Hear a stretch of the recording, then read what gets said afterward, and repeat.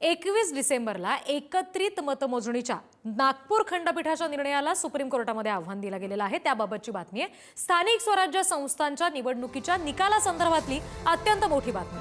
आज सकाळी 11 वाजता सुप्रीम कोर्टामध्ये या संदर्भात सुनावणी आहे। तात्काळ मतमोजणी करा, निकाल लावा अशी मागणी याचिकेमधून करण्यात आलेली आहे। सकाळी 11 वाजता सुप्रीम कोर्टामध्ये या संदर्भातली सुनावणी होणार आहे। निश्चित पुढारी न्यूजवर त्याचे आपण तपशील बघणारच आहोत। तात्काळ मतमोजणी करा, निकाल लावा अशी मागणी याचिकेमधून करण्यात आली आहे। प्रतिनिधी जितेंद्र शिंगाडे आपल्याला या संदर्भात आणखी तपशील देतील। जितेंद्र,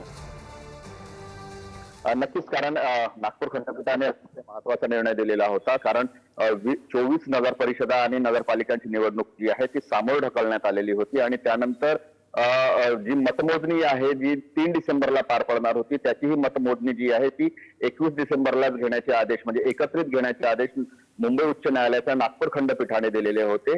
त्यानंतर अनेक राजकीय आरोप प्रत्यारोपही झाले। आता त्याच विरोधात जे आहे ते राजकिरण बर्वे यांनी सुप्रीम कोर्टात याचिका दाखल केलेली आहे आणि ज्या निवडणुका झालेल्या आहेत त्याचा निकाल त्वरित लावण्याची मागणी या याचिकेद्वारे केलेली आणि त्या संदर्भात आज सुप्रीम कोर्टात 11च्या सुमारास सुनावणी होणे अपेक्षित आहे। त्यामुळे सुप्रीम कोर्ट नेमकं या नगर परिषदा आणि नगरपंचायतीच्या मतमोजणीबाबत काय निकाल देतं याकडे आता सर्व राज्याचं लक्ष लागलेलं असेल। आणि या सुनावणीचे आणि निकालाचे दिवसभरात तुमच्याकडून तपशील घेऊ। सध्या धन्यवाद जितेंद्र माहितीसाठी।